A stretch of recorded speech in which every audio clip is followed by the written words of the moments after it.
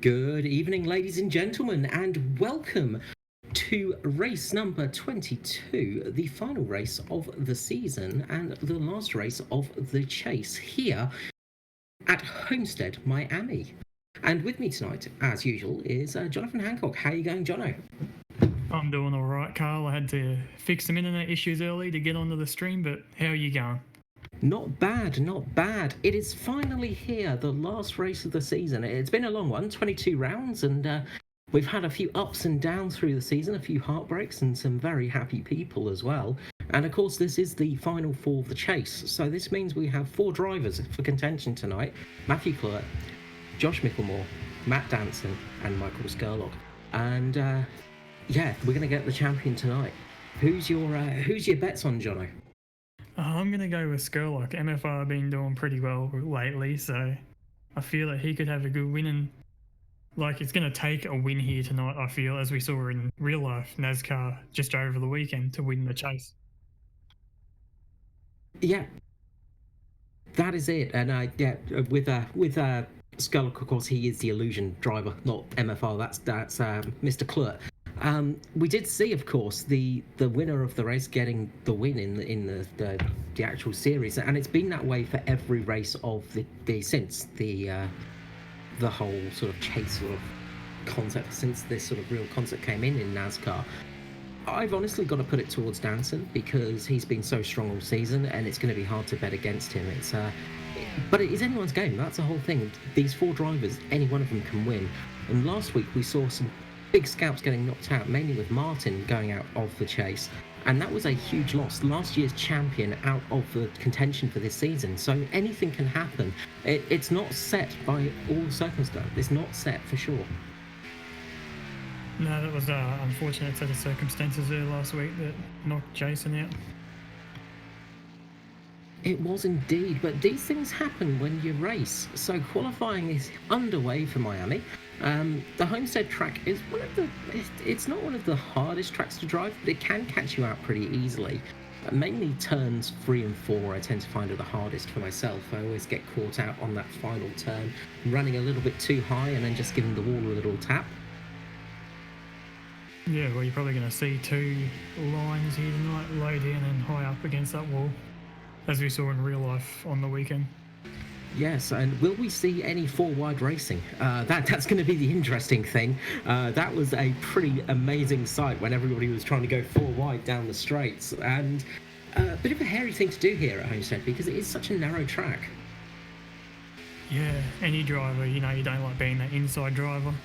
In a 4 or even 3-wide situation, it can always be touch and go. So we'll see if the guys want to risk it here tonight. Yes, and that's it. It's taking those risks, and that's definitely something you've got to do sometimes.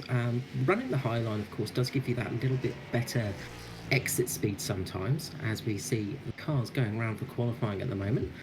So far, Stephen Wiliams is on top with a 31.2. Decent lap there for Wiliams. Yeah, that is a good lap. The track is very hot out here tonight at a total of 98, so it's a hot track at the moment, so the times will probably be a bit slower than normal. Yes, that hot track is going to really change things up, and of course we could see, like last race actually, when we did jump to the race session, a bit of change in conditions. If that track temperature drops quite a lot, that could throw a few people out. Yeah, we did see that last week, and with a higher track temperature becomes more tyre wear, so hopefully they get a cooler track for the race, but we'll see what happens. We can only hope.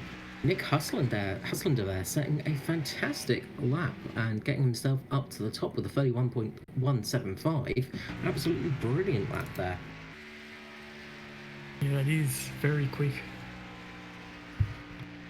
And out on the track as well, we do have Ashton Crowder as well.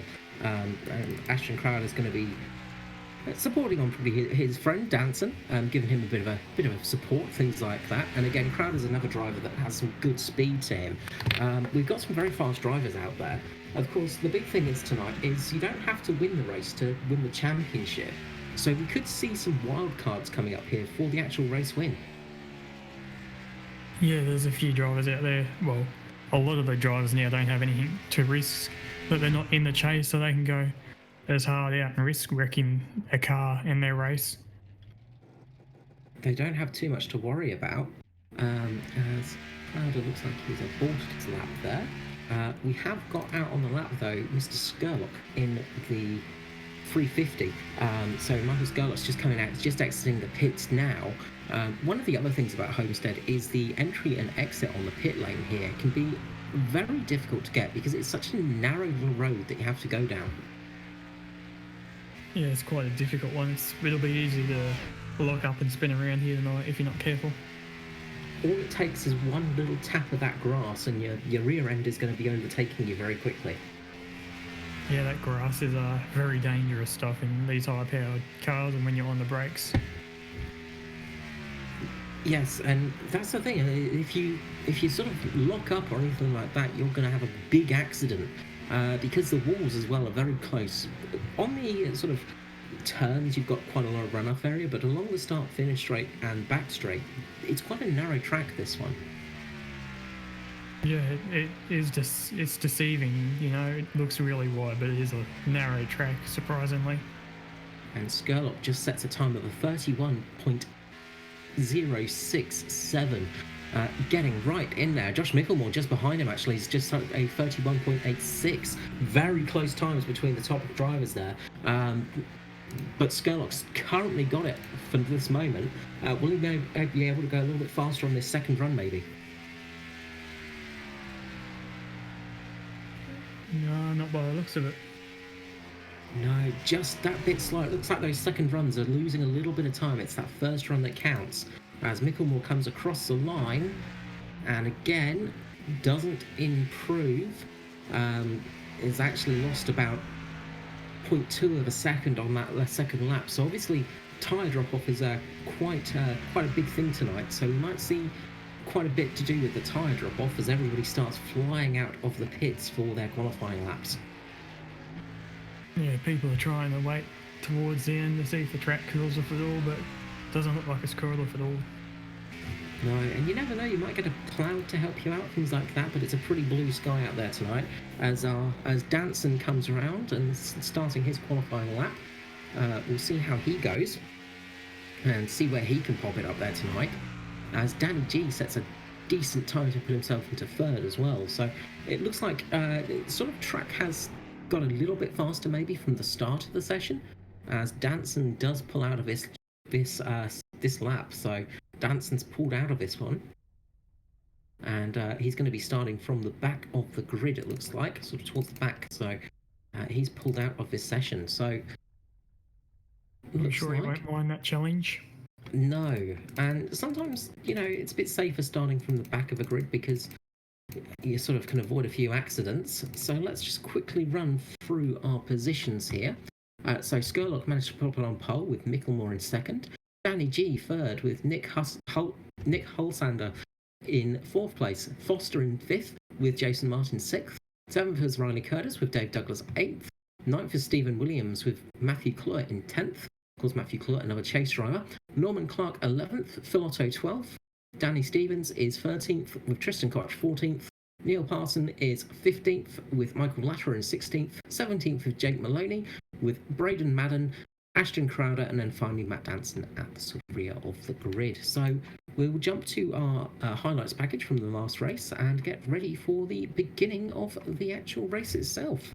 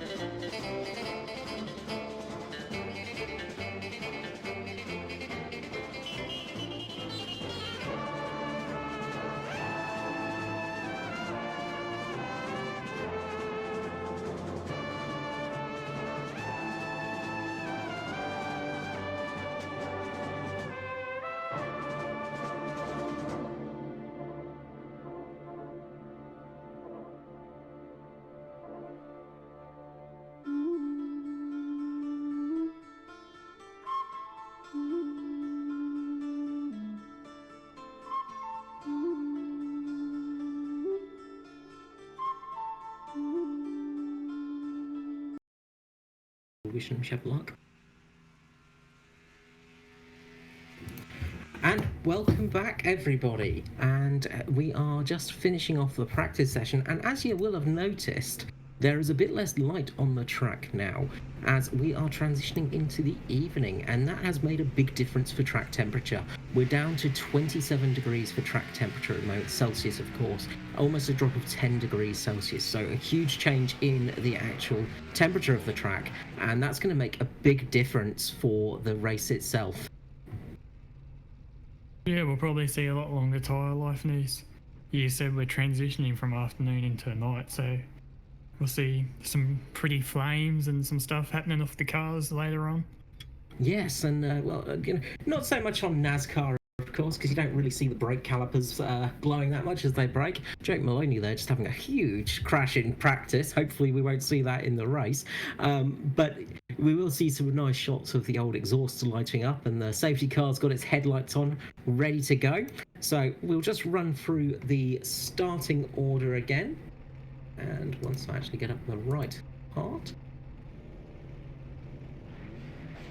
if I can actually get it up. There we go. Okay, so we have on the front row Michael Scurlock with Josh Michelmore second, and that's two of the chase drivers. Second row, Danny G with Nick Huslander. Third row, Foster and Martin. Fourth row, Curtis Douglas. Fifth row, Wiliams and Kloet, another member of the chase. Sixth row, Clark and Otto. Seventh, Stevenson's Koch. Seventh, Pearson and Latterer.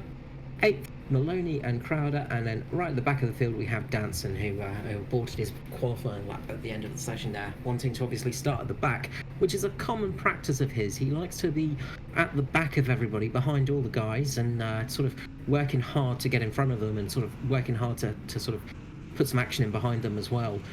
So it'll be interesting to see how he goes tonight, and it's going to be interesting to see how this race goes.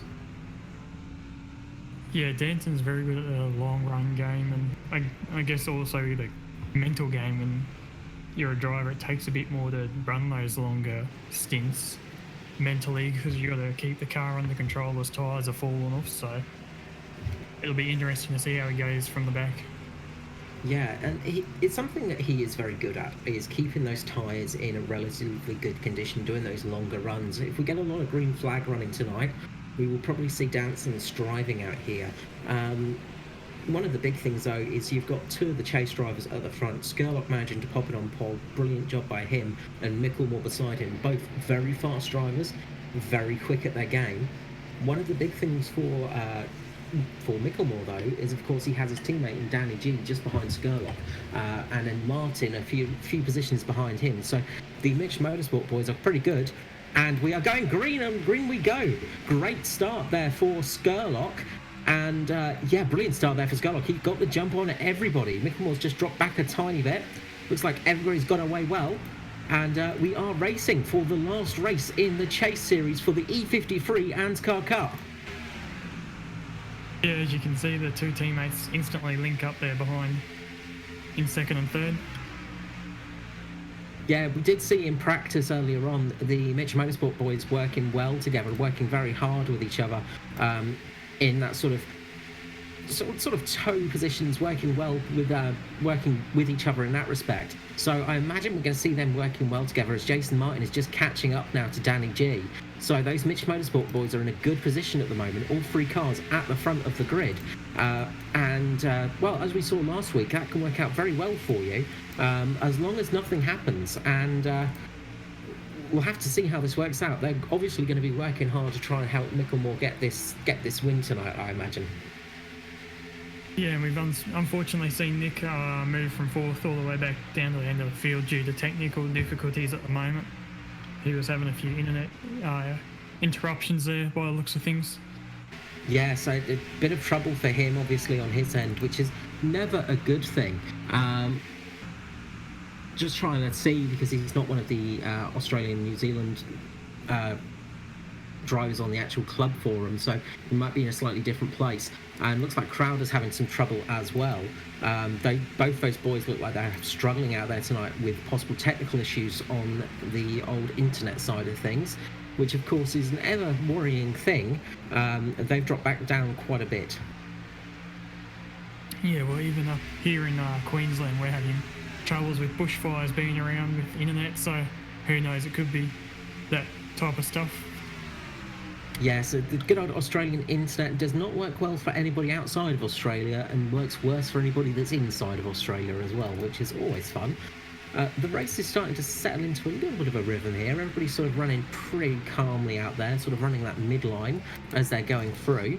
There's a little bit of action down between the pack as we see Matt Danson's managing to get up to 13th place now.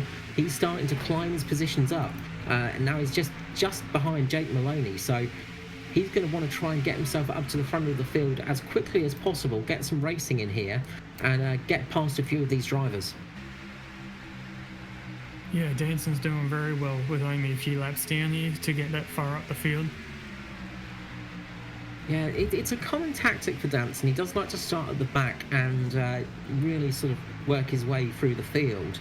And it's not a bad strategy. It usually pays off for him, mainly because A, he's very fast, but he also manages just to keep those tyres a little bit smoother, a little bit fresher. And of course, when you're actually back in the pack like that as well, you do get a little bit more draft and things like that from a couple of cars, so it can help with fuel mileage a little tiny bit. Not huge amounts, but it can help those tiny bits for him.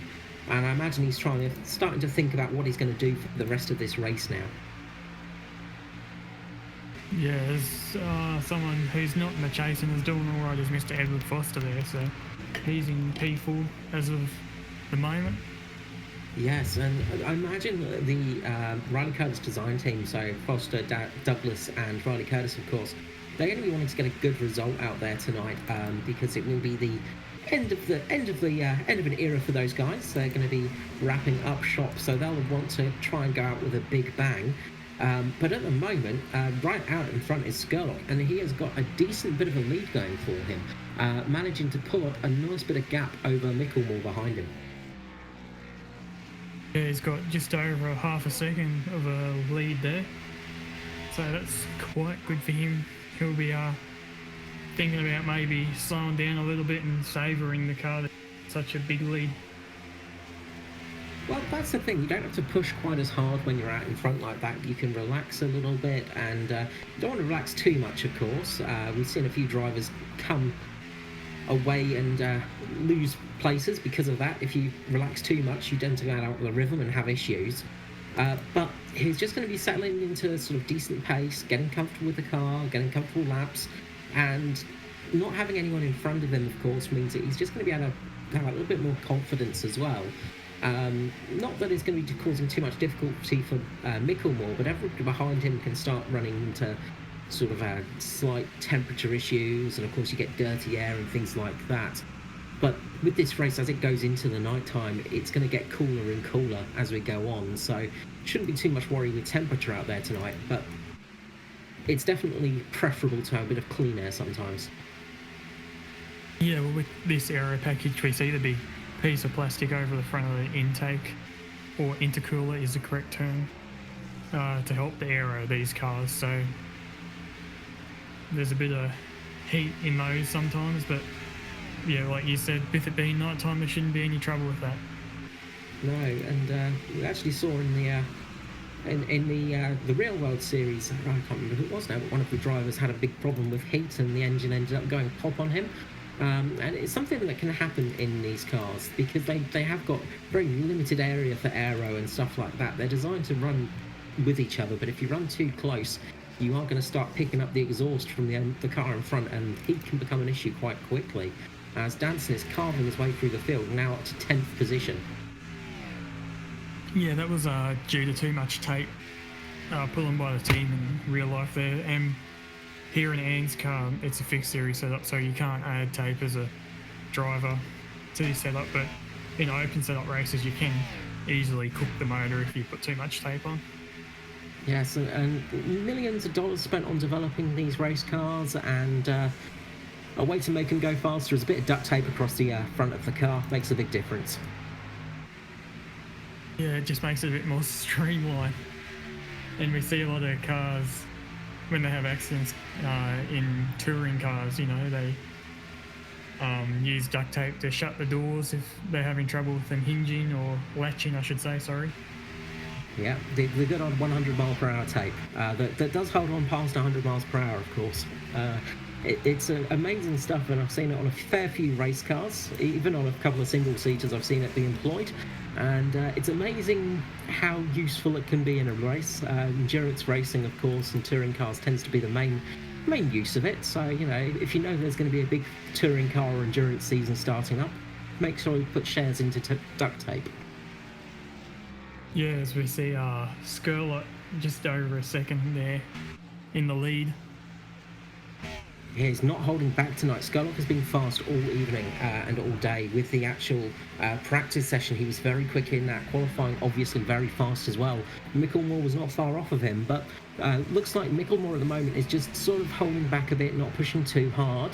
It does appear that tyre drop-off can be quite severe here, as we're getting a good battle down the back of the field between Wiliams, Maloney, Stevens, a fair few of the drivers back there, as Danson's moved up to 9th place now, starting to chase down Matthew Kloet, of course, one of the other chase drivers, and in for a chance tonight. Yeah, and in saying that, we're seeing drivers start to drop off the pace by a second at the moment. Yes, well, since the start of the race to now, we've dropped about a second and about 2 or 3 tenths, so there is quite a big drop off already. You lose that sort of initial stickiness of the tyre and that nice fresh rubber, of course, and then it sort of goes through its graining phases, and then it sort of takes a while before it gets undrivable, of course. We're not too sure how long these drivers are going to be able to stay out on these tyres for. We're not sure how long they're going to last. Because you do get to a point sometimes where you can keep going and not to worry about it too much. It becomes a fuel race, or you can sort of go for a tyre race where you're trying to keep the fresher rubber on and keep the speed up, of course. Yeah, it's now Scurlock's second and a half out in front, and with the new tyre model coming in at the start of the next season, that'll shake up a lot for the drivers with how they're going to have to save tyres and be a lot gentler on the tyres. Yes, we've seen that with the Xfinity series, of course, because they got the new tyre model in, I think, the middle of this year, and it really did change how those cars performed. Yeah, and we're going to have also a new damage model on all our cars, and I believe the truck for next year. Which is, again, is going to make some difference. It's amazing these little differences come in, and it's a big step up. Of course, tyre physics are a big thing, and they're one of the big things for a simulator. It does make a big difference, and it can really throw some drivers out. You can get very good at saving tyres when the physics are a little bit less realistic, so to say.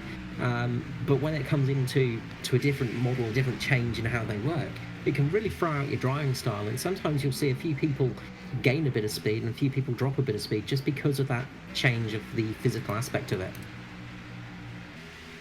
Yeah, any change in any series, it takes the drivers a little bit of time to get used to.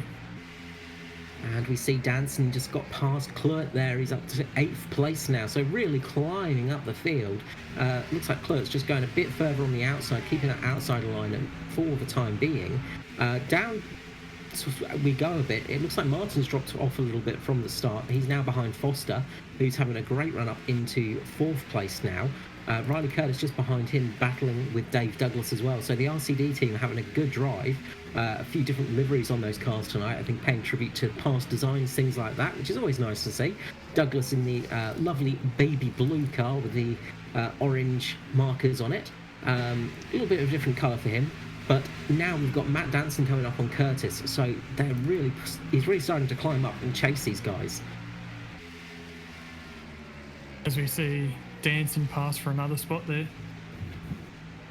Down the inside of Curtis, and yeah, he's got some serious speed tonight, Danson, which is not a real shock to anybody, I'm sure. But it's going to be interesting to see how it goes from the tyre aspect from here on in. It looks like he's preferring the low line, as Curtis just runs a little bit up higher, and it looks like he just lost a bit of speed up there. Looks like he was just struggling a little bit with grip on the edge of that corner.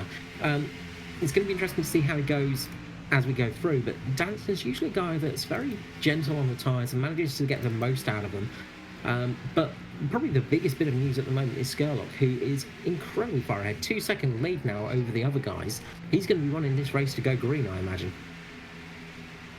Yeah, we're already at lap 23, which is... So he's really putting the hammer down at the moment. Yeah, setting some really good laps. He's pretty much setting the fastest lap the fastest of the field every race. I'm sorry, every lap even. Oh, sorry, I lost the ability to speak English there.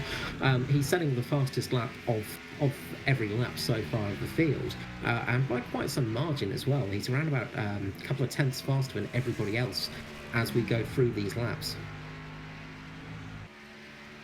Yeah, we'll see what Danson can do when he gets in some clear air, though. That's going to be the big thing, is once he gets into that clean air, how much more speed has he got left in those tyres? Of course, when you are going through the field and chopping up and down the track, things like that, it does tend to lose you a little bit of performance, as he's got past Dave Douglas now, and he's now chasing down Jason Martin in his slightly new liveried car with the Pepsi sponsorship on the front. Yeah, it's going to be interesting to see how this race goes from here. Yeah, it'll either be someone's going to drive away or there'll be a big towards the end like we have seen the last couple of weeks.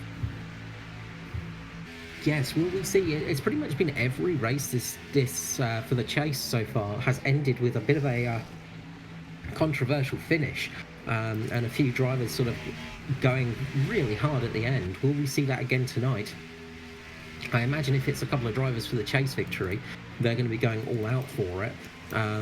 But it can lead to heartbreak in those last few moments. So hopefully everybody gets across the line tonight and we get a good clean race and there's no trouble for anybody. But we'll have to see how that goes as the sun starts dropping further and further down behind the horizon and the floodlights start to light up more and more on the track, which is dropping a little bit more in temperature. Yeah, that'll help the drivers hopefully prolong having to come into the pits, but who knows, the undercut could be big here too, so could be worth coming in. Well, looking at pace drop-off from these 27 laps we've run, people have dropped by about 2 seconds a lap. So it's quite a big drop-off for pace for these tyres. So we might see a few people trying that undercut strategy. Of course, when you do undercut, then you're on those less fresh tyres when the driver behind you pits, so it doesn't always pay off. Sometimes the overcut can actually be a slightly better option, but it depends also when you're thinking of stopping. With this being a 133 lap race, obviously drivers are going to want to make as few stops as possible, I should say. So if they can go that bit longer and maybe cut it into a 3-stop race or a 4-stop race, depending on how long we manage to go, that's going to change things up as well. Yeah, as we see, Scurlock out to nearly 3-second lead there. He is really just pushing away at the moment, having a great run. Danson's starting to close up a little bit towards Jason Martin now, who's battling with Foster out on the track, so they're having a good little battle. And we've got some good racing down the field as well. Ashton Crowder as well having a good race so far. He's managed to drag his way all the way back up to 8th place. So starting 18th and now 8th position, having a brilliant drive. Matthew Kloet still sitting in 10th at the moment, with Jake Maloney sitting on his bumper. So we're starting to see a few people starting to climb up the leaderboard and having some good positions. Nick Hulslander is currently sitting in 13th position. Not bad for him on his sort of debut. He qualified a lot better, but a few issues at the start of the race dropped him back a bit. As Jason Martin starts to look like he's going to pass Foster. Down on the inside he goes. And he's going to try and hold that tighter inside line. Of course, Foster's going to get a bit better run out here. And it looks like Danson's thinking about possibly following Foster.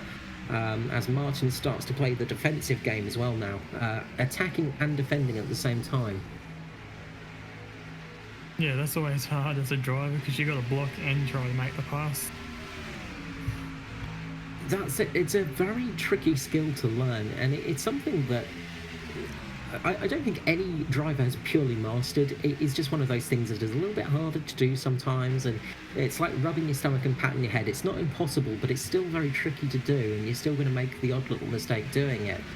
It's one of the things that you have to learn in NASCAR racing, though, because you are always attacking and defending pretty much. Yeah, you got to learn to be able to deal with that pressure. of cars all around you. And sometimes that's when the advantage of gear pays off, because if you have a slightly wider monitor setup or a decent sized monitor using VR headsets, things like that, motion trackers, that can really help you out when you're racing on in this style of series, because you've got that option to look to your left and right a little bit easier. You can just get your positioning a bit quicker, and you can notice your mirrors. As Danson sits right on the outside now, trying to get round Martin. Martin's going down the inside of Foster now. Good little battle here for 4th, 5th and 6th. But that little bit of extra gear, a little bit better gear, can make a big difference for this attacking, defending system. Yeah, it can. I just recently got my full simulator set up through Hybrid Racing Simulation with the full 32-inch 2K curve monitors, so going from a single 18-inch monitor, it makes a difference. Big difference makes indeed, as we got Danson battling away there. It looks like Crowder's coming into the mix as well now. Ashton Crowder just sitting right on the back of Martin and Danson. And Foster, it looks like Foster's coming into the pits. Foster's going to be the first to blink. Yeah, I guess Foster has nothing to lose at this point, so he can take that. And at the moment, there was a big battle going on, so he's just fighting and fighting out there. There's no point in staying out if you feel you're getting held up. Well, that's the thing, is when you're battling somebody, you are losing time as well, and that's a big thing. When you're actually fighting for position, you tend to lose a bit of time out there. So coming in for a stop this early might pay off well for him, because he's going to get some clean air to run in. He's not going to be battling with these guys. He's definitely going to be making up a few positions on them. So it'll be interesting to see how he does, because we'll get a bit of an idea of how much these fresh tyres actually help you out. Also a bit of an idea of sort of when other people might start coming in, because if his tyres are starting to go off now and he feels like it's sort of time to change, then I imagine we'll see most people coming in by about lap 40. Yeah, Scurlock's still managing to put the gap on people behind him, but I've been watching and he's fighting it a little bit at the moment, so tyres are starting to fall off. Yeah, and that's the big problem here. When the tyres start to fall off, you really do get a few trouble. It does become troublesome, because it's a bit harder to sort of get these cars around, and the track's a bit tight as well. You get a bit of understeer here, and that can cause a few problems too, as Norman Clark's coming into pit now, so it looks like people are starting to trickle into the pits, and I'll keep an eye on Foster and see how he does on those fresh tyres. But currently, yeah, Scurlock is setting some blistering times out there. He's still the fastest of anyone out there, even though he's about 2 seconds slower than the initial fresh tyre stage. He's still setting some great laps out there. Yeah, he is. And as we can see now, Edward is actually a lap down. He chose to go in so early, so when all the tyre changes happen, he'll hopefully get his lap back, but we'll have to see what happens there. I'm pretty sure he will. I'll be confident with that one, unless anything strange happens. Danson's managed to get past Martin now, and now Crowder's battling with him too.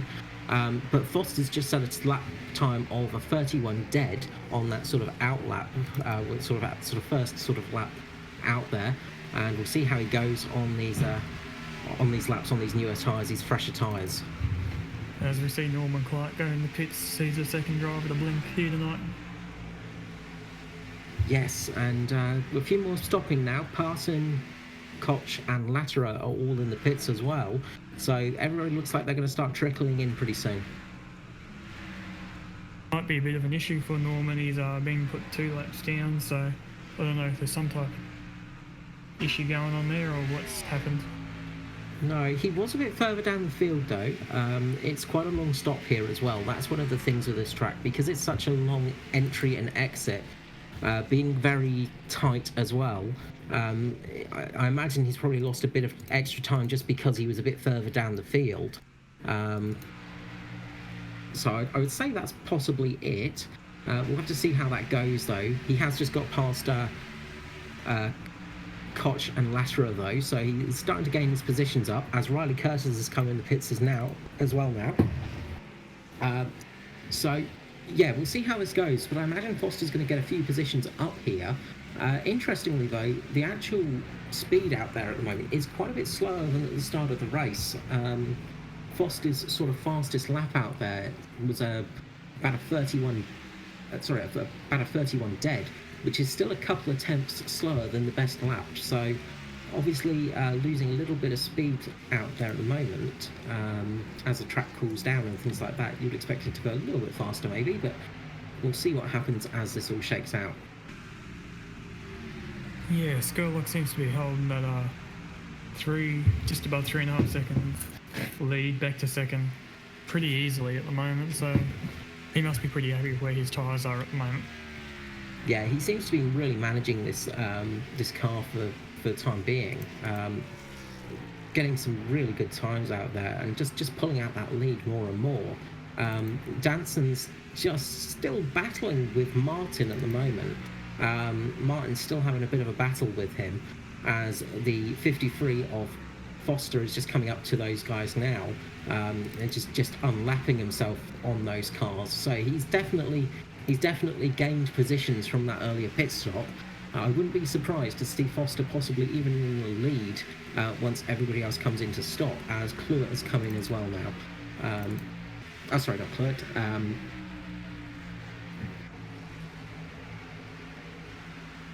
So it's going to be interesting to see how this goes. And of course, everybody now is going to be staying out there, just hoping for a caution. Yeah, it'll be interesting to see if we get one. But with all the cars cutting back through traffic now to try to get their laps back, so it could be something, but we'll have to wait and see. Yeah, always dangerous, of course, the racing, once you're racing again and on those fresher tyres, because the closing speeds are so very quick. But you can just see Foster is just scything his way through these other cars. Just such a big amount of speed over the rest of the pack. He's just got past Danny G as Scurlock comes into the pits. Scurlock is the first to pit of the leaders. Michelmore, Danny G, Crowder and Danson have all stayed out with Martin.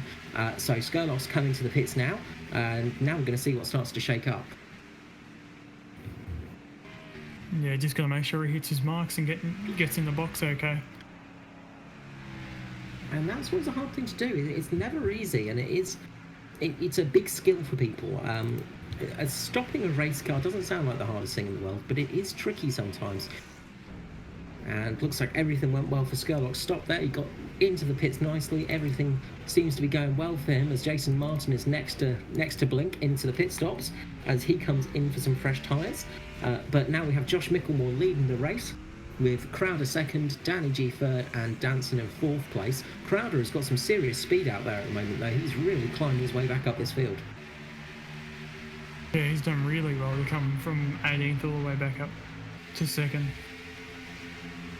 Yeah, a really good turn of speed there for him as Danson is next to pit. So Danson's coming into the lane now. So Matt Danson obviously needing to get those tyres changed a little bit sooner than some of the others.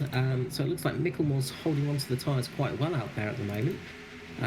But as we go through, it looks like Foster has indeed got past Scurlock and made up a fair bit of time as well. Foster's made up a serious gap over Scurlock with that earlier stop. But of course now Scurlock is on those fresh tyres as Michelmore comes into the pits now. Yeah, Danson could have been coming in the pits to cover off Scurlock and Foster, so we'll see how that plays out. And Scurlock will now be on those fresher tyres longer, where Edwards will fall off and he'll have to pit sooner. Yeah, Foster's going to need to pit relatively soon. Well, he's going to have to stop before these guys, and he's going to start losing time as well.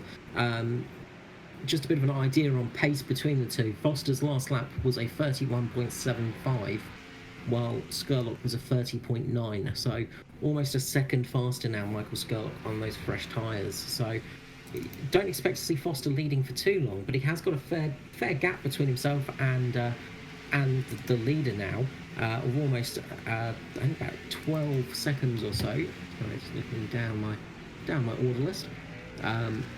So yeah, a fairly decent gap between those guys now. So he's got a decent lead out there, but it will start shrinking as it goes on. as Crowder is just coming into the pits now.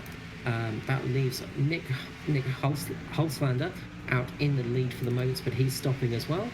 And Wiliams is going to take over the lead. It looks like he's going to go for an extra lap, try and get that extra point for leading a lap of the race, get his name in the books, and then it will start shaking out. Foster will have the lead for a couple of laps at least.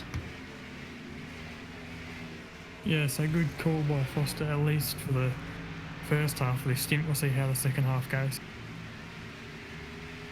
Yes, and well, we saw Martin pitting a little bit before Danson, and he's actually behind Danson as it's all shaken out. So Danson's not lost too many positions, but he has got a few cars between himself and Scurlock now. Although some of them will be stopping, it does mean that Danson's going to have to start overtaking a few people like Riley Curtis, Maloney, Pearson, and Foster when he gets there. So Scurlock's put himself in a relatively decent position. He's got a fair few cars between himself and his rival. Yeah, so that'll make things a bit more difficult for Danson. And Stephen Wiliams doing a great job out here at the moment on this stint. He's gone as the longest of anybody. Managed 51 laps so far. He's obviously struggling for grip out there, but he's just sticking out there now just in case that caution does come up. So 52 laps on that stint. So obviously these guys can go 52 laps if need be. Yeah, he'd be fighting the car at the moment and just hoping for that caution. Yeah, definitely not the fastest car out there, as he does come into the pits this time round. So he was setting times about 33.3, so about a second slower than Foster, but he left it out there as long as he could, I imagine. So we can see possibly people trying to go for about 52 laps. So that could be important if we get a green race. It will mean that everybody's going to need to stop at least 2 more times in this race. But if it goes green for the whole race, it could be that sort of working out the pit stops in the best possible time, while some of these guys are going to need to, of course, pit a bit sooner, like Foster, who did come in a bit early for that stop. He's already done 19 laps on his tyres. People like Scurlock are going to be in a pretty good position, having only done about 9 laps on the tyres. So 10 laps difference between himself and Scurlock for those tyres, and that could make a big difference if we do remain green. Yeah, and Scurlock's got a good gap to the car behind him. Yeah, and as well, he's got a few cars between him, as Danson has managed to get past Maloney, and he'll be coming up on Pearson as well soon. But it just means he's got to overtake a couple of cars to get back to Scurlock. So a bit of battling out there tonight. Yeah, the pit stops are definitely shaking things up. And it will be interesting if we do manage to go green this whole race as well. Not touch some wood now because I've put the commentator's curse on it. But it would be interesting if we do go green, because we'll see some different strategies starting to play out, as Scurlock is just going to breeze past Foster here on the straight. He's coming down, and probably through this set of corners, like the turns 3 and 4, he's going to come past Foster, and indeed he does, storming his way past him, and he's going to start pushing that lead again and gaining a bit more advantage over the drivers behind him. As Danson's just got past Pearson as well. So Danson's sitting about 6 seconds back at the moment, so Scurlock's going to want to try and put some time between himself and Danson. Meanwhile, Michelmore has dropped down to 6th place. Michelmore has lost a bit of time, obviously, and there's a drop back a bit, so not ideal for Michelmore. Danny G as well has dropped down to 10th, so things not working out as well for the Mitch Motorsport boys there, having a little bit of trouble. No, which is unfortunate for them, because they are qualified in a good position and were close together, so they had the opportunity to have a good run here tonight, and we'll see how things shake out towards the end of the race for them. Yes, and it looks like Maloney's had to retire the car, so unfortunate for him. He was having a relatively good race there, getting some good times in the car, but it looks like he's had to drop out. But Scurlock is back in the lead now. Yeah, and he's already nearly put a second on Foster. Yeah, really pumping in some good lap times here. Crowder as well is starting to catch up as well. He's sending some blistering times out there. Fastest of anyone in the field at the moment. Setting almost a 31 dead last time round. He is going to start climbing his way up those positions, and he is coming up after Danson as well now. Yeah, Danson will be on the move to try and make some time up here in this stint. And he only has 1 lap fresher tyres and Scurlock, just to remember that. Not much difference between the two. It's going to be a difference maker for sure, but it can all change if we get a caution. And that's the thing, these guys, it could absolutely change the outcome of this race if we do get a caution. I imagine guys are going to be wanting to try and get to about lap 80 to 90, sort of, to try and get pretty much a clean run to the end of the race, sort of thing. So we'll see if anybody does attempt that sort of 2-stop strategy, things like that. Not really anyone out there that can do it, but stranger things have happened. Yeah, we've definitely seen drivers push tyres beyond what anyone thought could happen in the future. In the past, sorry. Yeah, and some of these guys out here are incredibly talented for their time management skills. They just have this ability to almost gain rubber on the car as they're driving around, as Danson's starting to catch up to Foster now. Closing the gap between himself and Scurlock now as well. So that is that's working quite well for him, but Scurlock does still have a nice lead out there. Gaining now is Michelmore. He's starting to get some pace up as well, but Crowder is probably the one that's chasing the most, and I think Crowder has probably got the fastest car out there tonight. Just looking at lap times, looks like Crowder has definitely got some good speed out there. Yeah, so unfortunately he had some internet issues there at the beginning of the race, or else he'd probably be well and truly up here tonight. Well, we say unfortunately, but you know, maybe that internet dropping out a little bit has given us a bit more of an interesting race, seeing him have to pass all the cars rather than getting a good lead out front. But yeah, giving us some good entertainment tonight and seeing some really good speed from him, which is usually the case with Crowder. As Danson gets in the second here, and Crowder is going to follow by the looks of things. It's like Foster's going to lose 2 spots in this length of a corner and a straight. Now comes the part where it's just pure speed of the car, so down those straights it's not too bad, but you can see the difference of speed when they come through the corners. Those older tyres, you just lose so much speed as you go through there. The car just does not want to turn, you lose grip, it's very hard to get the car into the corner and out of it as well. So yeah, those tyres are really starting to wear on Foster's car now, as he's done where am I? He's done 30 laps on those tyres already, so you know he's going to be starting to think about another pit stop relatively soon.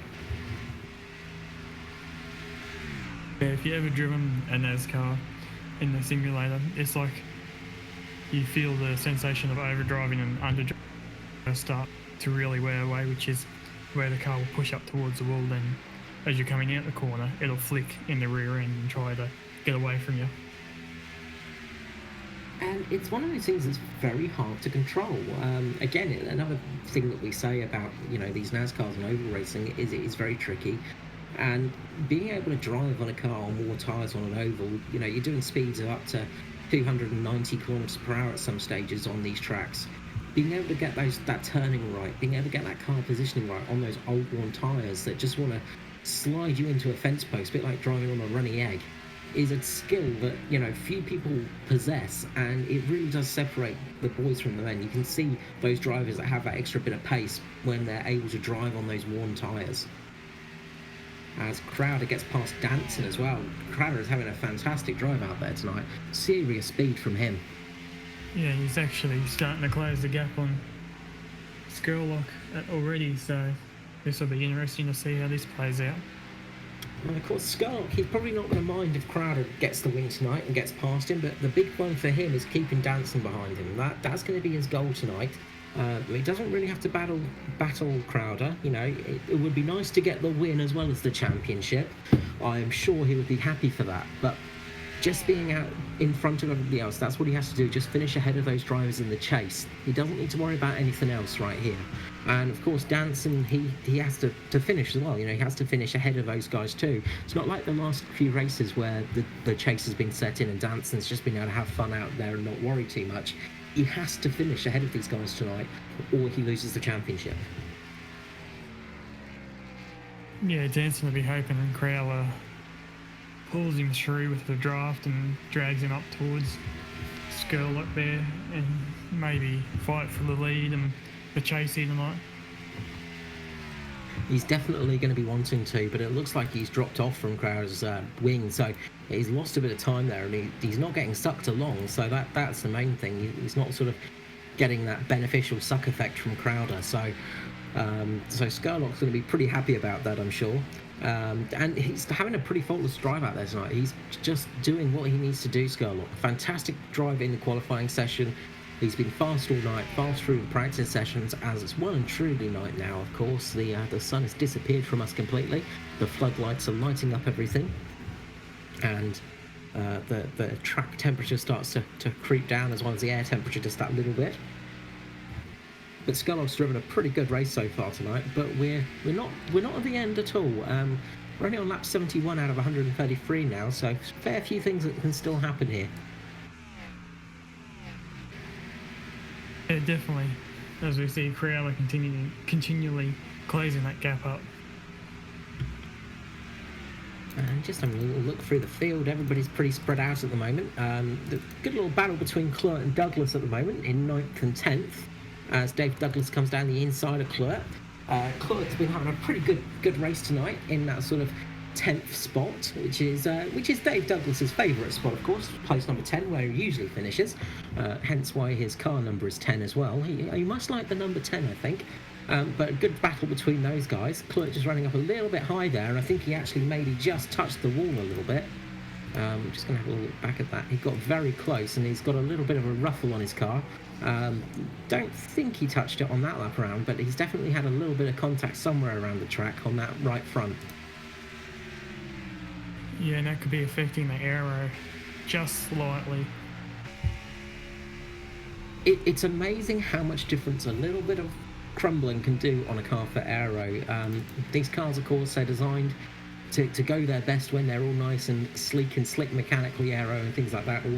All the gaps are stopped, and as we were saying before with the tape, a little bit of sellotape, a bit of 100-mile-per-hour tape can make the biggest difference on these cars. When you close up those ports at the front of the car, if you cover up those the intercoolers and things like that, it means there's less air going into the car, less drag, and you go faster, and it's amazing how much of that can make a big difference. Yeah, I guess it's like an F1 car, right? They're more aerodynamic than these things. See all the nice lines on them all the time. Yes, and those nice sleek lines and shaped as much like a bullet or a dolphin as they can be. Very good hydrodynamic little beasts. Good battle going on for 6th and 7th as well between Danny G and Foster at the moment.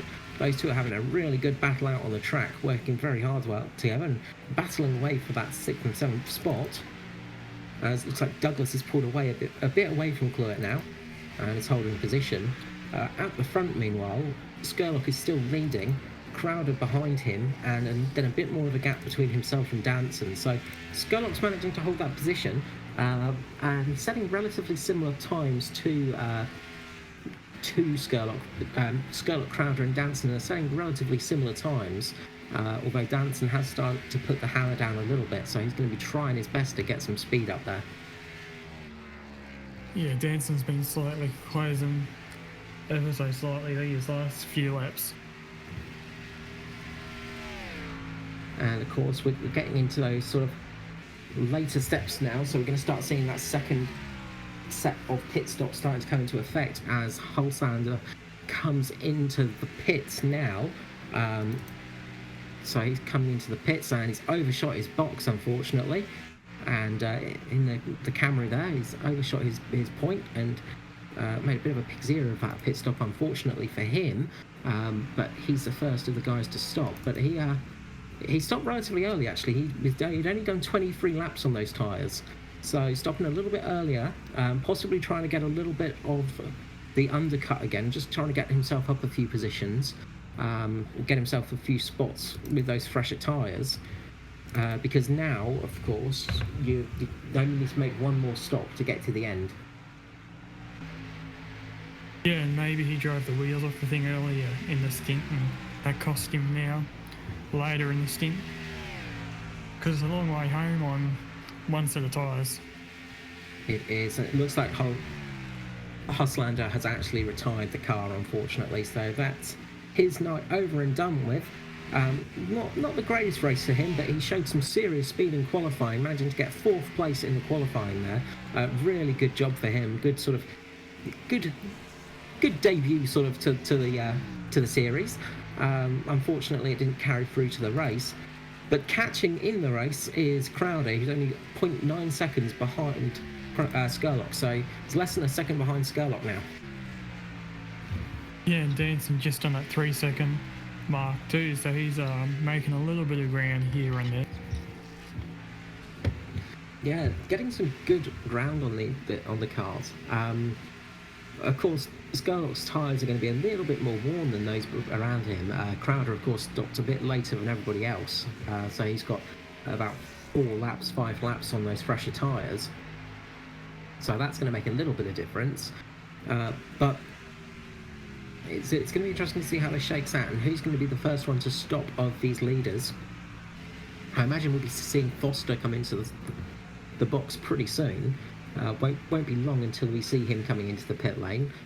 He's done about 45 laps on these tyres, so he'll be looking at stopping relatively soon. And of course, a few of these drivers are going to be wanting a caution to come out as well, just to narrow up the field a bit and give themselves a bit of a chance. As Scurlock just comes in a bit tight on that line, and that's just given Crowder a bit more speed. He's just gained about 0.3 of a second on that last lap, so he's really closing up on Scurlock. Yeah, Scurlock's tyres might be past their use-by date. Yeah, he's definitely struggling a little bit there. So he's losing time as we go through. And looks like Tristan Koch is the first guy to make a stop in the group. He's done about 41 laps on those tyres, so he's coming in. Michael Latterer as well has just stopped too on those fresher tyres and has just set a 31.4, so a good second clear of everybody else on speed. But the big battle is at the front here, as Scurlock and Crowder are within almost half a second of each other, and will we see Crowder taking the lead of this race? Will we see one of these drivers blink and try the undercut? Yes, and there is the risk, of course, in doing that, because, well, as we've seen with Scurlock here, is, you know, the drivers do catch up a bit, as Josh Michelmore is the first of the leading pack to stop. He stopped a bit later than everybody else. He's only done 34 laps on those tyres. Riley Curtis as well in, so looks like Michelmore has come in for his stop now, and is going to be coming in for those fresh tyres. And Edward comes down to get him fresh set too. Yes, and of course, Foster, of course, those tyres were pretty much running down to canvas at that stage. So he managed just 49 laps on those tyres, so not the longest run, but much longer than his first stint. He managed to go about an extra 10 laps on those tyres. Yeah, it would have been like driving on ice at that point. So everybody here is going to be able to make it on one set of tyres. So this should be the last round of pit stops we see for everybody. So, of course, people are going to want to stay out there a bit longer so they've got fresh tyres towards the end of the race. But if they stay out and get a caution as well, that's going to help them no end in their campaign, as Douglas is next down the road. So I imagine we're going to see people staying out for a bit longer, maybe about 5 or 10 laps for Scurlock. Crowder's still got some serious speed on those worn tyres, but everybody's going to start, you're going to start getting lap traffic going faster around and things like that. So there is that risk of course, of a caution coming out. But Crowder just getting a really big close up there on Scurlock as Riley Curtis comes down, getting his lap back right now. And I wonder if Crowder's going to try and use this to his advantage, just get in Curtis's, get behind Curtis and try and get the draft, which he does down on the inside. Scurlock running very wide there and just losing a fair bit of time on that outside line. He just could not get that car turned in. Going to drop in behind Crowder, who is now taking the lead of this race. And Scurlock comes into pit. Scurlock is the next to stop, and it looks like Danson's joining him. Yeah, and maybe another... Oh, we see a bit of a mistake up there. Not as in... Maybe Danson was covering Scurlock off here, following him in. Yeah, as Danson just gets a bit of a lock-up coming into the lane. Hopefully he didn't speed as he was crossing the line. But coming very quick there. Yeah, he was coming in nice and hot there, which, look, you've got to do. Sometimes that can make a bit of difference on your timing. So we're going to see everybody be able to go to the end of the race here. And we're going to see pretty much a race of pace now between Scurlock and Danson. Who's going to be the fastest driver out there, because they're on the same strategy now. As Scurlock comes out and retains his position ahead of Danson, so that's good news for him. Lost a little bit of time there, I think. He came in a little bit more cautious than Danson, so he's lost a little bit of time there. As we see Michelmore now coming around the outside of them, and he's going to be on the high line. Scurlock's going to just slot in behind Michelmore here, and he's just going to want to try and get into that draft of Michelmore now and get towed along by him. But this is bad news for Michelmore's chase contention, because those fresh tyres on Scurlock and Danson are going to mean they're going to have a huge advantage in pace, as Crowder is coming as well now. Danny G, Crowder are in. Matthew Kloet has stayed out there, so he's going to try for that longer strategy now, to see if he can stay out there that bit longer. He can probably go about 10 more laps on those tyres, but he's going to lose a lot of time doing it. Yeah, you probably didn't see there, but Scurlock had a little touch of the grass coming in to the pit lane, so I think that's why he was a little bit slower, and Danson made up a bit of time there, entering and coming through pit lane. Scurlock goes down on the inside of Michelmore this time round, and around he goes, and that's Scurlock past Michelmore. Now Danson's going to get behind Michelmore as well, so who we're going to see get the better of this one, of course, those fresh tyres are going to make a big difference right now, as they both go past Crowder, and Crowder is now going to be sitting beside Danson, as they're going to go possibly 3 wide here with Michelmore, Crowder and Danson. Looks like Crowder just lifted off a little bit there, but the race is on for the front now between Danson, Scurlock and Crowder. Yeah, the races are coming alive here a bit towards the end, especially for the chase here between these two front drivers. And this is all about the championship right now. We've got 3 of the contenders in, well, within about a second of each other, which is pretty typical with NASCAR. At the moment, Kloet is in the lead though, so if we get a caution right now, this could actually work out very well for Matthew Kloet in the middle finger racing car.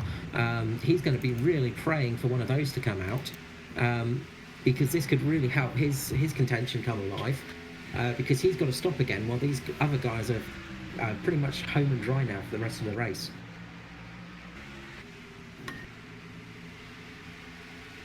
He looks to be struggling a little bit for pace out there at the moment, so we'll see when he comes in. It'd be interesting to see how much longer he goes, because he could probably go about another 3 laps before he's really looking at having to come in. So he's probably going to stay out there as long as possible and just pray for a caution, which, look, it can happen. Everybody's starting to get a little bit closer to each other. There's some serious racing going on through the field between people like Martin and Foster at the moment, and then that battle up the front as well. Currently Foster and Martin's probably the closest battle on the track, with Danny G just behind them. But it's some seriously close racing here at the front. It's really great to see, and that's what this series is all about. It's all about the racing, that's it. And it's good to see some good clean racing. It's nice to see some green flag racing as well. Something that you don't always get in oval racing, especially on sims, is you get quite a lot of cautions, unfortunately. It's quite easy to have one come out, of course, because you spin a car, which is easy enough to do, and it's hard to keep these cars going in a circle sometimes, as easy as it does look. But a caution can come out at any time, and it is good to see a good green flag race. I think we've had about 2 so far for the last few seasons. As Stephen Wiliams is coming into the pits now, so he tried his best to stay out there. As Wiliams goes onto the grass, as we speak, he's managed to hold it and get into the pit lane, but we could have seen a caution just there, as Kloet has come in as well. So retaking the lead of this race is Scurlock, with Danson behind him, Michelmore in 4th, and Crowder just separating those two. Scurlock's been putting a bit of speed on, a bit of time I should say, sorry, on Danson, so we'll see how this plays out over the long run, because Danson normally has better long runs than most drivers out here. He does. That's the thing with Danson, he's just able to make that car go a bit longer, but he's got Crowder giving him a hard time at the moment, and I think Crowder's going to get up in front of Scurlock as well relatively soon. So Danson's not just battling with Scurlock at the moment, he's battling with Crowder, and he's sort of, you've got the feeling that Danson wants to get the win of this. He wants to win the race. He doesn't just want to win the championship, he wants to win the race as well. Whereas Scurlock, I imagine he wants to win the race as well, but maybe he's thinking a bit more about long game. If Crowder gets past, it's not the end of the world. The only person he has to fight tonight is Danson, Michelmore and Kloet. Yeah, and that's always something that you've got to think about as a driver when you're in a championship position, is to make sure that you're not fighting people that you don't need to fight.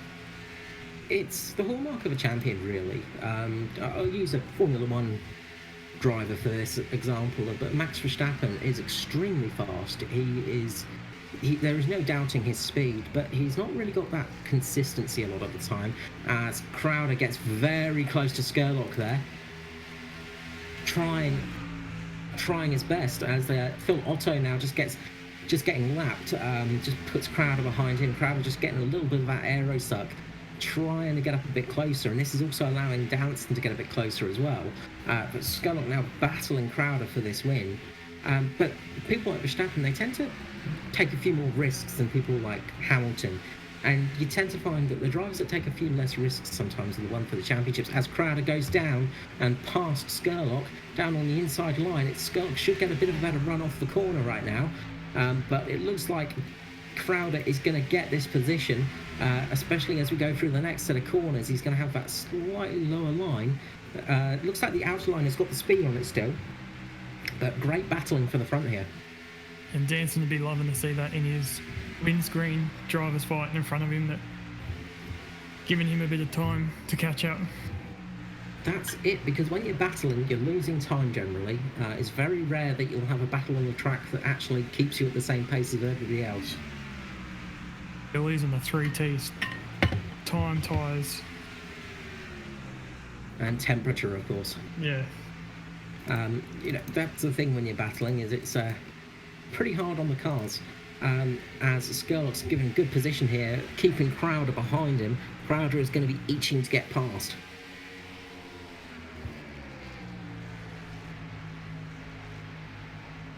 Yeah, maybe it'd be smarter for Scurlock just to let off and let him by. I think at the moment, though, he kind of wants that bit of buffer between himself and Danson. While Crowder's stuck between the two of them, he's got somebody else for Danson to have to pass. Of course, that's going to sort of help his mindset a little bit, but he is losing time right here, and this could be allowing Danson just to sit back and keep his tyres slightly fresher as these two battle out in front, and could work out for Danson in the long run. Yeah, these guys might end up burning through their tyres a lot quicker because they're battling here, which is unnecessary. Yes, it's going to be close. It is really close right now. What we love to see, as we just hit lap 103, so 30 laps to go of this race, and I think they're going to be a very, very close 30 laps. So we're not over for we're not over for sure. There is still a lot for this race to go. As we see Danson way down on the inside line again. Danson maybe just trying to fish around and find the perfect line for himself there. Just playing around with the track a little bit, seeing out which one is faster through the corner and also through the exit. As Crowder's losing a little bit of time now, and Danson is starting to close up on him, so Crowder might have to start going defensive as he gets a great drive off the corner there. Crowder across the start-finish line, gets underneath Scurlock. Brilliant drive there for Crowder. Absolute mega speed off of that corner.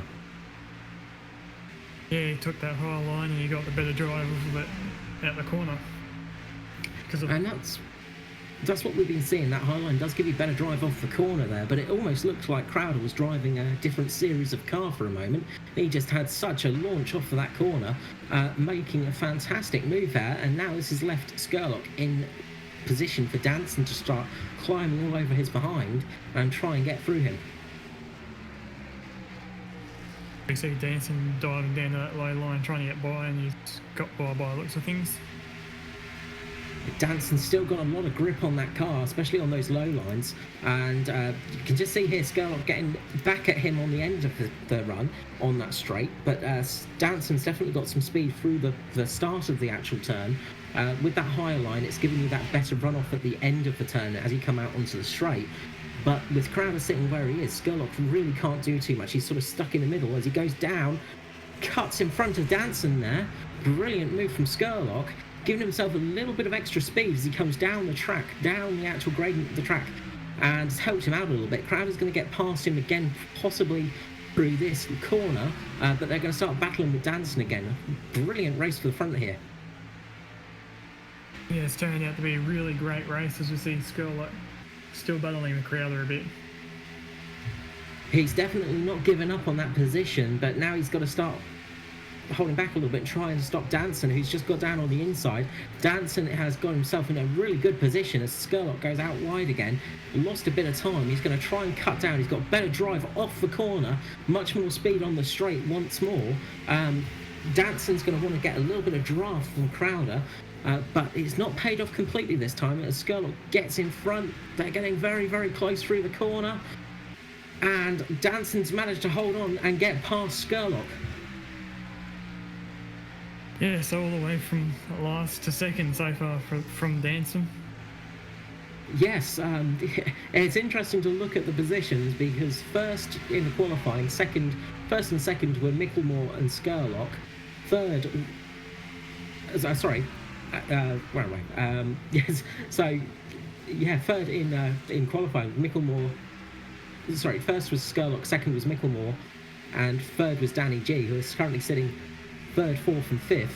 18th and 19th, which was Crowder and Danson, are sitting first and second. So sitting at the back of the grid is not necessarily a bad thing sometimes in these stock car races, but Crowder has got that lead and they're starting to pull away a little bit from Scurlock.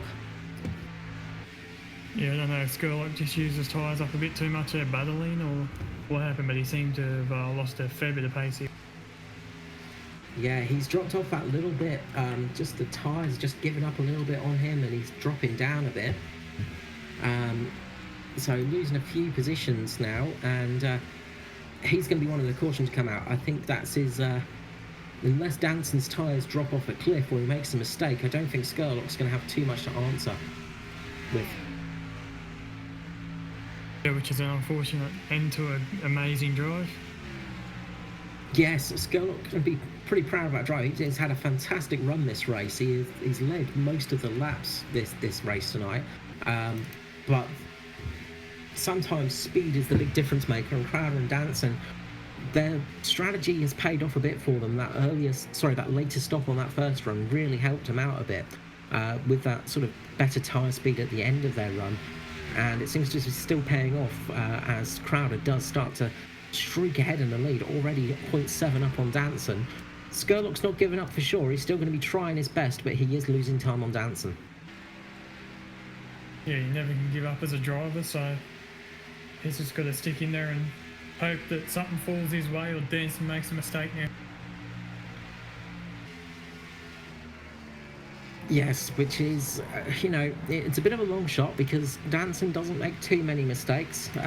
You can never say they make no mistakes, as every driver's made a mistake in their life, but very rare that we see him making a mistake. Danny G currently sitting in 4th position. He's got past his teammates of Michelmore and Martin, who are having a bit of a battle out there. Foster's currently sitting back in 7th at the moment, pretty alone, with Neil Pearson in 8th. Good run for Pearson. Getting from 15th to 8th so far, so a good outing for him, one of the newer drivers to the series. Curtis is having a good battle with Kloet at the moment in 10th and 11th, but it looks like the lead may be settled for now. Yes, for now, that's what we'll say. Anything can change as we're just under 20 laps to go. It's been a heck of a season this year. We've had some really interesting races, some really interesting results, and it's been a pretty fantastic season. And this race is really giving us a nice top off for the actual season. It's been good so far. We'll touch a bit of wood and say again, hopefully not, but looks like we might be running green to the end. Having a good green flag race at the final is always a good send off, and it just shows the calibre of drivers. A lot of the time in oval racing, especially on sims, you tend to get a fair few cautions come out. One thing about ANZCAR is we tend to have much less cautions than any other series. The driving is very close and sometimes a bit aggressive, but fair. And that's what we're seeing tonight. Some really great racing out there, great positions, great taking of positions, and some really close drivers as well. And that's what we like to see in these oval races. Yeah, it's been a very clean drive here from all the drivers tonight, so that's a big thumbs up compared to some of the last few rounds we've seen here. Yes, and Homestead's a bit of a different track as well, bit shorter, a bit narrower, and that's a big thing as well. At places like Talladega, you're generally going to have a big one. Places like Texas can really throw you out with those high steep curves and very fast track, and it can be a big difference maker. But we've seen some great drives out there tonight, and some great takes of position, as Crowder is streaking out in the lead, a second and a half almost in front of the rest of the guys. Danson and Michelmore are just dropping back a bit. Danson and Scurlock are dropping back a bit. Scurlock's just lost about a second on Danson as well, so he's going to be really hoping for a caution for the end of this race to throw him back into contention. Yeah, because if he gets a caution where you can get fresh tyres and you can race as hard as you want, then...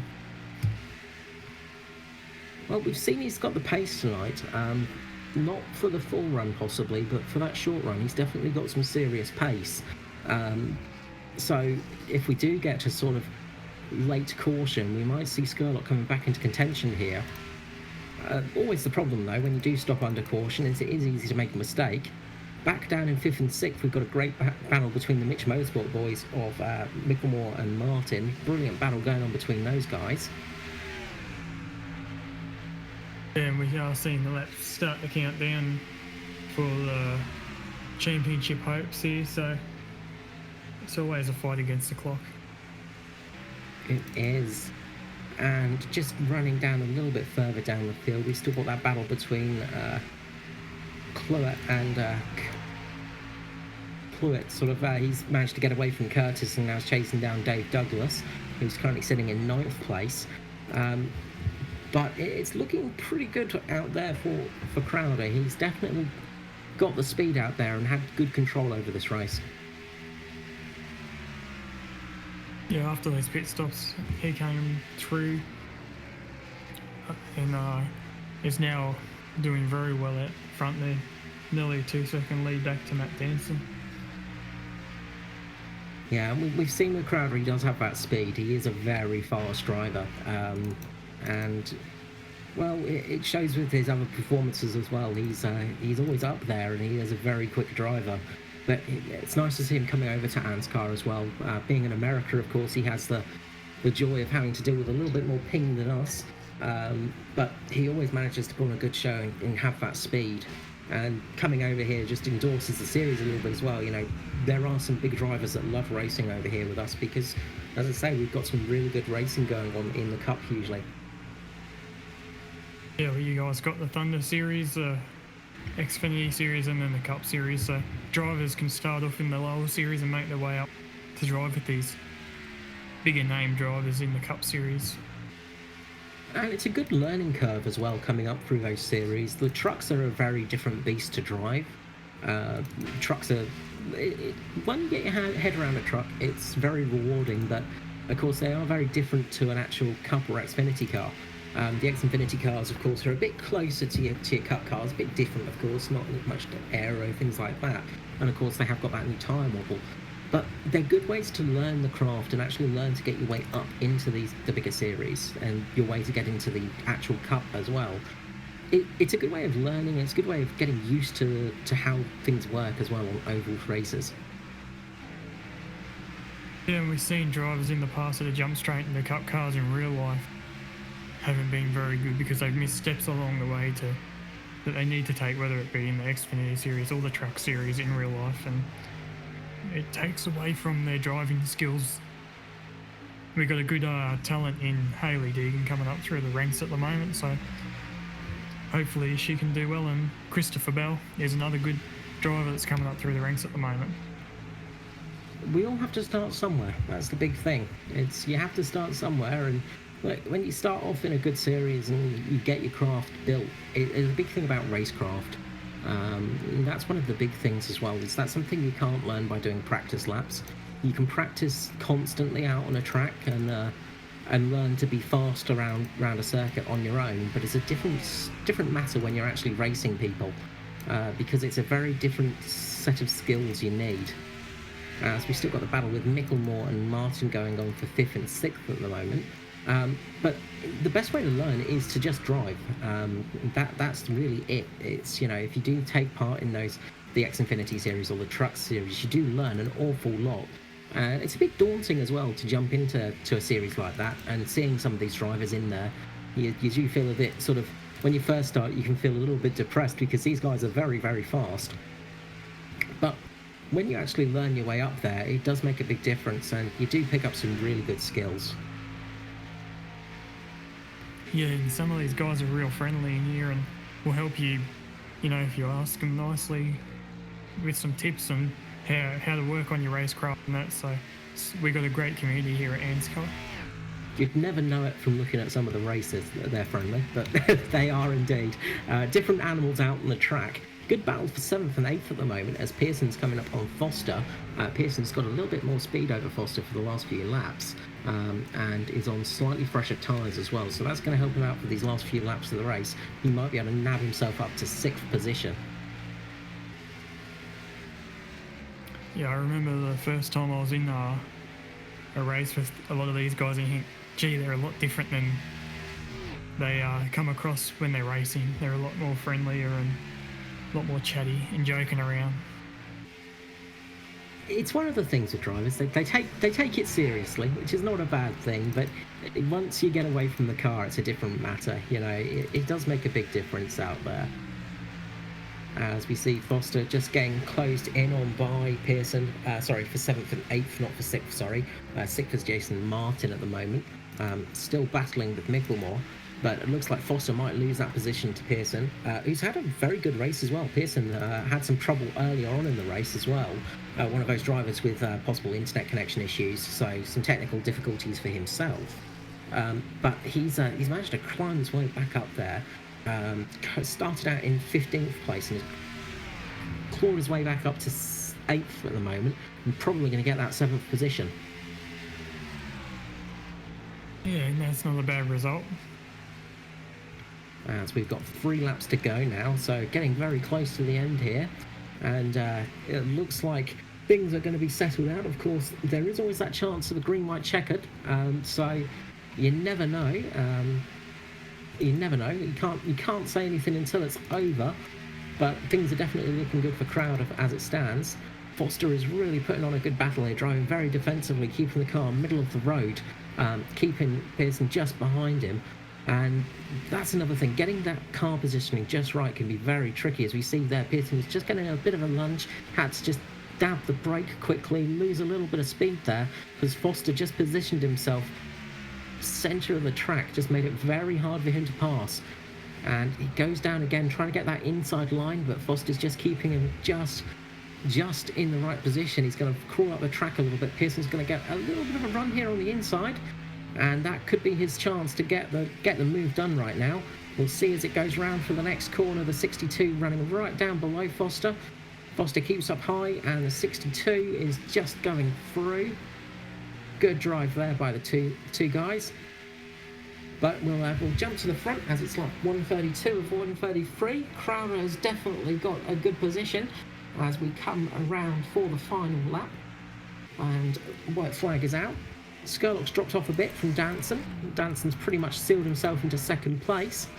And unless anything incredibly mad happens, I reckon this will be the finish of the race, as Pearson does in fact get past Foster.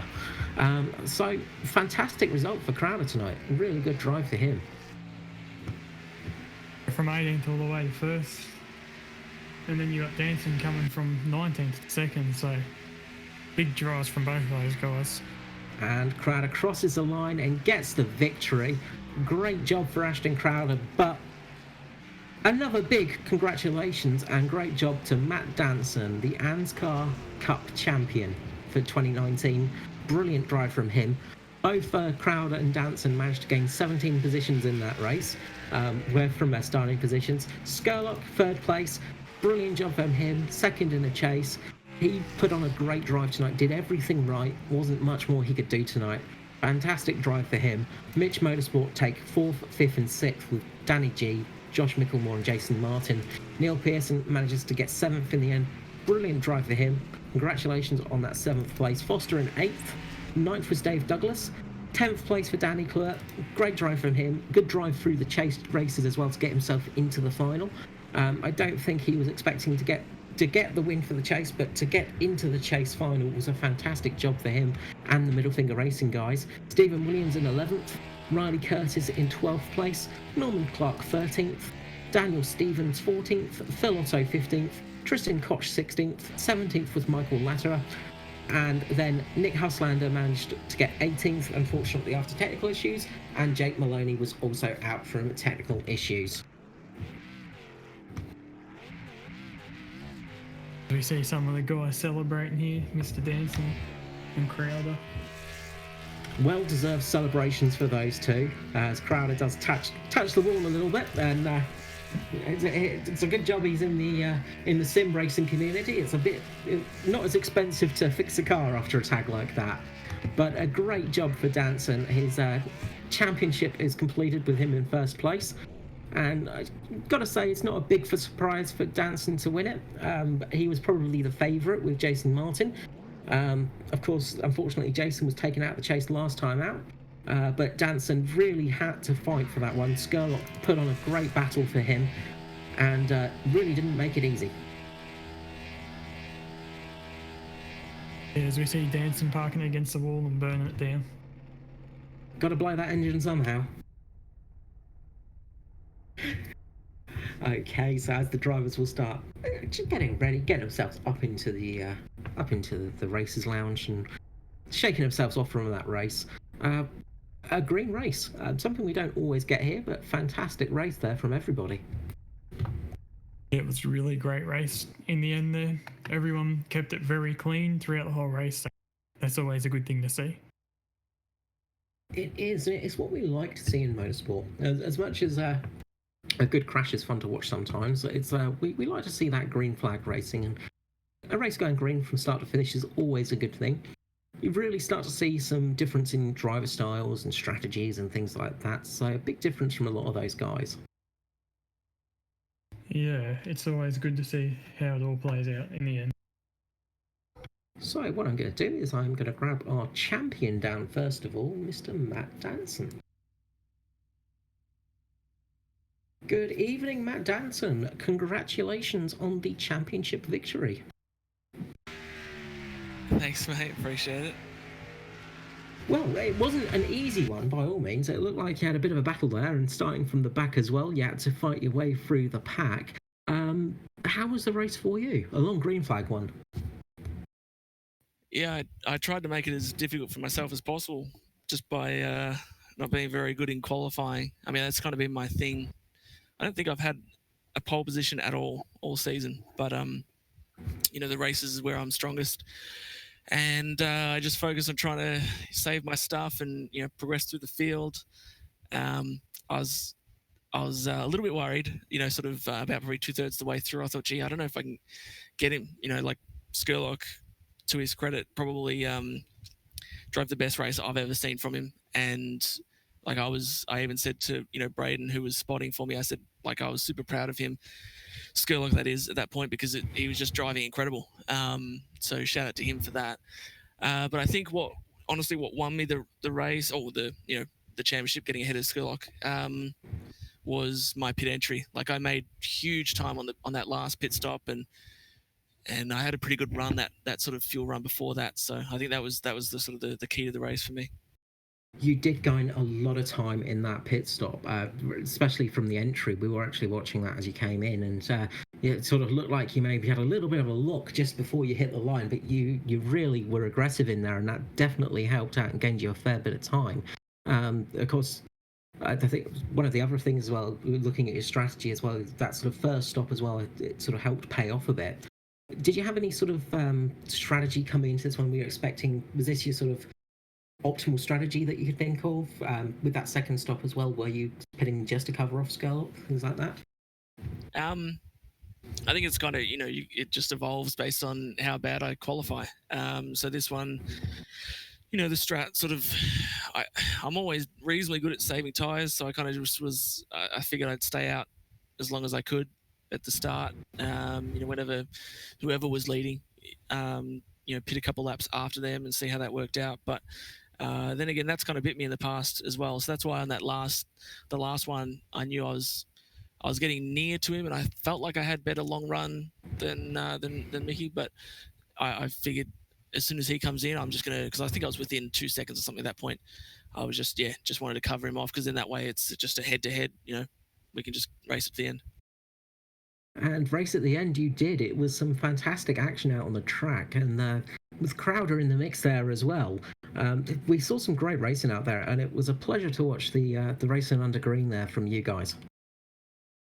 Yeah, I mean, it's a credit to ANZCAR and everyone sort of in it, that they, people drive with respect for the other drivers. They don't try and run them off the track or into the wall or whatever. And I mean, there was a point where Scurlock, I was to his outside, and he could have probably just stayed in the gas and just ran me up in the wall, but he's not that kind of guy, and like, we don't race each other that way. So I appreciate that he kind of had to back out a little bit, which was unfortunate, but that was the key moment there. But yeah, it was good racing throughout. Once I got around Scurlock, I don't think wouldn't have had anything for Ashton anyway, but I just put the cue in the rack and just kind of just made sure I got it to the end without scraping a wall or doing anything dumb. So It paid off well for you at the end, and well, as you said, it's paid off for you all season. You've had a fantastic year this year. Of course, getting yourself locked into the final of the chase was a big help, but it's again been a fantastic year for you. So congratulations on the championship, congratulations on second tonight, but a big congratulations on that championship win. Thanks, mate. Yeah, it's been really good. It's been a long year, and I was surprisingly super nervous sort of heading into it, and even throughout the race. But it would have been nice to sort of get a couple more wins throughout the year. I think I threw some away, Martinsville and a few other different tracks that I should have won. But yeah, it's been awesome. So thanks to you guys for doing the broadcast and that as well all year. You are very welcome, and of course, anyone you would like to give a shout out for tonight, any sponsors, things like that, Mr. Danson. Yeah, for sure. So obviously I was running the super special championship edition paint scheme tonight, but Vegan Food Melbourne on the hood. So shout out to them. Check them out on Instagram. Lovely pictures of food and ideas and things to get you going with some vegan deliciousness. Obviously, we got Peter on the quarter panels there. everyone look out for the animals, don't kill them, stop eating them, please. And other than that, shout out to Stiltman Crowder. You know, we got Ashton, we got Braden, who are here tonight, sort of supporting me and beating me in Ashton's case, but also the wider Stiltman Crowder crew. It's a bit of a family, so that's really cool. Shout out to all the ANZCAR drivers, Scurlock, Kloet, and Joshy, for being in the final four. ANZCAR for running the league, Edward, Danny, Roger, Matt Hunter, everyone who sort of puts in their time, you guys puts in their time to make it happen so that we can have some fun. Super appreciate that. And now all I got to do is close out the Thursday Thunder series, and I've wrapped up all three in the one year. So yay me. Good luck for that, and we'll hopefully see you at the All-Star race as well when that comes up. Yep, chalk that up for another win. That'll be sweet. All right, Matt, thank you so much. I'm sure we'll see you in the box again, probably at the Star race. Cheers, mate. Take care. Matt Danson there, the 2019 champion. So yeah, great job for him. I'm sure he's going to be happy about that. Might grab down Ashton Crowder for you, Jono. Hey, Mr. Crowder, how are you? Doing pretty good. How about yourself? I'm doing all right. Awesome win out there tonight, mate. I appreciate it. Yeah, so for qualifying, it was an eventful night. So for whatever reason, the American side of the server farm or whatever decided we're gonna die. So I did a qualifying lap and I hit a 30.9 something. It was the best lap I think I've ever put together in my life. And it didn't count. So that happened, and I would say 3/4 of the race I had that same issue, and I reckon you guys saw it on the broadcast where it's just my car must have been flipping upside down. I'm assuming that's what was happening. But yeah, just dealt with that for a little bit, worked my way up through the field, and almost wrecked Scurlock as he was battling for a championship. So it's not good, but yeah, feels really good to win another race. It's been a while. Yes, congratulations on that. And we saw a few connection issues out there tonight. So what do you feel got it done in the strategy for just straight out pace or strategy or? Well, pace. Obviously, you always have to have pace to put yourself in a good position. But yeah, I saw Scurlock go in. I was thinking to myself, I had a pretty good advantage on him on long run. So I was like, I'll lose 8 seconds here if I stay out 4 extra laps. But I figured it would be better on the tires, and by the end of the second stint, I'd be sort of close, and I think I may have taken the lead at that point. I can't remember, or I passed Josh, I think. But yeah, it was a lot of strategy for sure. Homestead always turns out that way because our even open setup stuff for peak and whatnot, our cars just gets really tight, so the right front just burns off the thing. So if you can sit there and save your right front and just kind of lay back, really puts you in a good spot, and just free time basically. It's pretty bizarre how it works. Luza's always been able to do it really well, but yeah, I would attribute pretty much all of it to strategy, honestly. Yeah, we saw Scurlock have pace early on in his stints, and that kind of fell off going throughout his stints. Mm-hmm. And is there anyone that you'd like to thank that gets you done out on the track every week and sponsors? Yeah, so I think I have a Steady MD car on, but I don't know if they're with us for next year, if I even make it back into peak. But we'll still thank them anyways. I'm waiting on my money from them because they haven't given it to me yet. So if anybody's watching from Steady MD, please send me a check. I shouldn't have said that.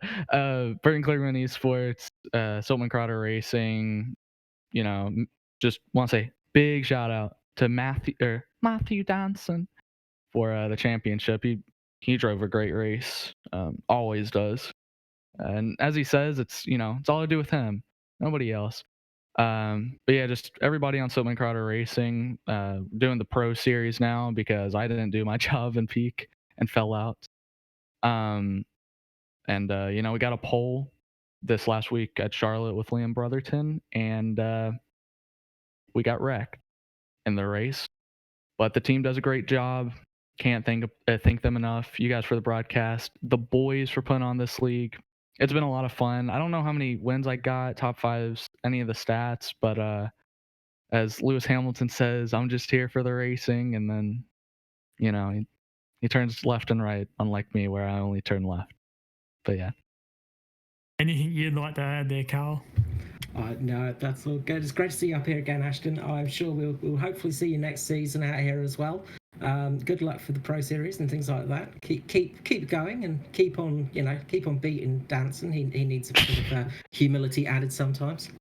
Exactly, dude. We need to knock him down a peg, I think. Absolutely. Hashtag cancel Matt Danson. Get him out of here. Thank you so much, Ashton. We'll see you again at some stage. Hopefully. Thank you. Ashton Crowder there, Silver Crowder Racing. Great job on that win. Going to grab up Scurlock now, third place man, second in the Chaser course, and we'll just grab him up. Scurlock, how you going? Carl with the here performance e-streaming. G'day, boys. How are we? Long time no chat. Not too bad. Well, I know. It's about time I got to talk again. Yeah, we've been missing you up in the booth, we must admit. Congratulations on a great race out there. You really didn't put a foot wrong all night, really. Unfortunately, didn't fall your way completely at the end, but fantastic job nonetheless. A good third place and second in the chase, of course. How was that for you? Oh, mate, that's probably one of the best races I've ever done, to be honest. Once I got the whole shot, the qualifying on pole, I was like, all right, as long as I can get around 3 and 4 and stay in front, I might be able to do something, because I knew that they were coming from the back, Danson, and it's real hard to pass on that track. And when you've got the nice clean air out the front, you can pull away, and which is what I did at the start. And I was just taking my time, just being nice. And then eventually I just saw them coming. And I was like, oh, no, give us a yellow, do something. They're coming, you know what I mean? I tried to fight, try to give them a go. But, yeah, I mean, the right man won it, to be honest. I mean, if I'm a bit sceptical about the whole way that NASCAR does whoever wins the last race wins the whole thing, because, Danson's clearly was ahead on the standings for the whole season. So he's the man to win it anyway. So well done to him, to be honest, and well done to Ashton. It's a good drive. Yeah. Danson's a hard guy to beat most nights, but you almost did it. He set up in the interview, you had him worried a little bit there. You were fastest in qualifying, as you said. You also had the fastest lap of the race as well. You just seem to have incredible pace out there. Was there something you were doing different tonight, or was it just a sort of bit of luck your side?